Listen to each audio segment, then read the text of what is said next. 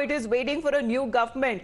Chief Minister Nitish Kumar, or a caretaker Chief Minister for now, will be sworn in for the 8th time. Now, yesterday was it when it happened, all the divorce with the NDA, with the BJP, as he stepped down last afternoon and had officially announced his separation from the NDA alliance. Now, the ties that have been broken with the BJP to go back to his former allies, which is the RJD and the Congress. So this is for the second time in 8 years that the Sushashan Babu dumped the Saffron Party.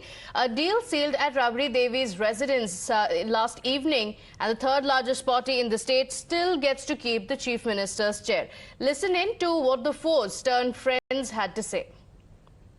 तो 7 पार्टियां एक साथ, आप समझ लीजिए कि लोकसभा में 1 से 64 और इसके अलावा एक इंडिपेंडेंट हम लोगों के साथ, तो 7 पार्टी और एक अकेला इंडिपेंडेंट, और हम लोग जो उधर थे उनसे हम लोगों ने रास्ता आज समाप्त कर लिया और हम लोग एक साथ मिल करके 7 पार्टियों में जो हम लोगों का महागठबंधन है, हम मिल करके आगे काम करेंगे, सेवा करेंगे। और ये तो इतिहास बताता है कि भाजपा जहां रहती है, जिसके साथ रहती है, उसको खत्म करने में लगी रहती है। लेकिन जो देश में जो अराजकता का जो माहौल बन रहा है, जो सांप्रदायिकता जिस प्रकार से फल फूल रही है, जिस प्रकार से सामाजिक न्याय पे हमला हो रहा है, उसको देखते हुए, देश के माहौल को, स्थिति को देखते हुए, आप बीजेपी का तो एक ही काम है, डराओ, जो डरता है उसको डराओ और जो बिकता है उसको खरीदो। पूरे देश में क्या हो रहा है आपको नहीं पता। Now, one of the many reasons why Nitish Kumar once again decided to part ways with the BJP is his own personal ambition. He is said to be the most competent politician to lead the country, and that is the support that he has been gaining from many of his top party leaders who say that he has aspirations to become the next Prime Minister. So many within the opposition, including Tejasvi Yadav, echoed that sentiment of Nitish Kumar's competence, projecting him as a 2024 prime ministerial contender. If there's a consensus on Nitish within the opposition, then why not, they said. Listen in. आज की तारीख में NDA में प्रधानमंत्री हैं नरेंद्र मोदी जी, लेकिन व्यक्तित्व के रूप में या एक पर्सनालिटी जो देश भर के स्तर पे देखा जा रहा है, उसके आधार पे यदि आकलन किया जाए तो नीतीश कुमार जी प्रधानमंत्री बनने के हर तरह से योग्य हैं। अब उस व्यक्ति के बारे में यह कहना ठीक है कि राजनीतिक परिस्थिति के हिसाब से चीजें होती हैं। आज हम कोई दावेदारी नहीं कर रहे हैं, लेकिन नीतीश कुमार जी प्रधानमंत्री बनने की हर तरह की योग्यता रखते हैं। नहीं, मैं मानता हूं कि वो काबिल आदमी है, तो यदि सारे अपोजिशन के सहमति से वो बनते हैं तो सबसे काबिल आदमी है वो। तो लोग मांग कर रहे हैं, कोई गलत नहीं कर रहे हैं। ये अच्छी शुरुआत है। आज के दिन जब अंग्रेजों के खिलाफ नारा दिया था भारत छोड़ो, अगर बिहार से ये नारा आया कि भारतीय जनता पार्टी भगाओ, मुझे लगता है कि और प्रदेशों में भी इसी तरीके से बहुत जल्दी भारतीय जनता पार्टी के खिलाफ पॉलिटिकल पार्टीज भी खड़ी होंगी और जनता भी खड़ी होगी। बहुत एक्सपीरियंस नेता हैं, उनके बारे में क्या कहना, वो बिहार और बिहार के गणित को बेहतर समझते हैं। ये उनके अपने फैसले हैं।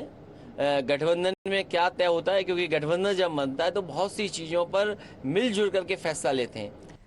So can Nitish Kumar be the fulcrum of the anti-Modi bloc that he hopes to be? Well, electorally speaking, if you see his track record in the general elections in 2014 and the then assembly polls that happened in 2016 and thereafter in 2020, JDU's vote percentage has been oscillating between 15 to 17%. And the BJP was quick to remind Nitish Kumar that he owes his position to the BJP because, Pratibha, when it comes to the JDU, it is actually the third largest party in the state of Bihar, and the BJP says it is us who made you the chief minister. And not just the BJP, specifically also mentioning Prime Minister Modi, an opportunist doing what he knows best is how the BJP responded as the power slipped out of their hands in the state. Listen into the reactions. 2020 के चुनाव में NDA गठबंधन के तहत हम सबों ने चुनाव लड़ा था और जो मेजॉरिटी और मैंडेट था वह एनडीए में भाजपा और जनता दल यूनाइटेड को जनता ने मैंडेट दिया था। हम 74 सीट जीतने में कामयाब हुए थे। उसके बावजूद भी माननीय प्रधानमंत्री जी ने और माननीय गृह मंत्री जी ने जो वादा किया था, हमने उस वादे का पूर्णतः पालन किया और माननीय नीतीश कुमार जी इस एनडीए गठबंधन के मुख्यमंत्री बने और जो कुछ भी आज हुआ है वह न केवल भाजपा बल्कि बिहार की सारी जनता के साथ धोखा है और बिहार की जनता इसको कतई बर्दाश्त नहीं करेगी। को जस्टिफाई करेंगे ये हमारे समझ में नहीं आती है बात। ये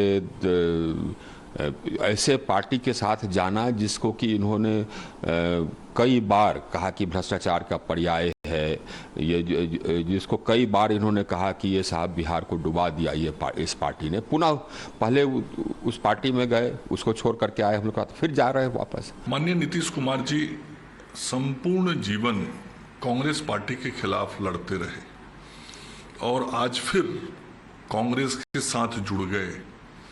यह कतई उचित नहीं है।